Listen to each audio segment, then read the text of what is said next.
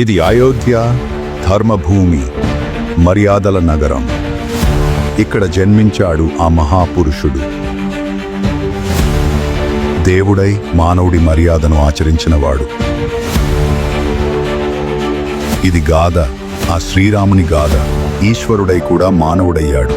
ఎందుకంటే ప్రతి మానవుడిలో ఈశ్వరుడు మేల్కొలవాలి అని.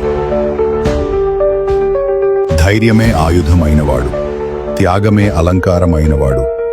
ఆమె సీత కేవలం రాముని అర్ధాంగి కాదు, ధర్మానికే నిర్వచనంగా నిలిచినవారు. స్వర్ణంతో మెరిసిపోయిన లంక, కానీ పునాదుల్లో నిండినది అహంకారపు విషం. ఆ విషానికి రాజు రావణుడు. 10 తలలున్నవాడు, కానీ ఒకే లోపం, గర్వం. ఇప్పుడు ప్రారంభమవుతుంది ఒక విశ్వయుద్ధం. ధర్మపు దీపస్తంభంలా నిలిచిన శ్రీరామునికి ఎదురుగా అధర్మపు తుఫాను.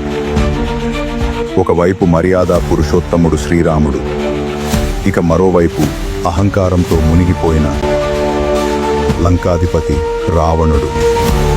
ఇది యుద్ధం కేవలం లంక కోసం కాదు, ఇది యుద్ధం యుగాల సమతుల్యానికి.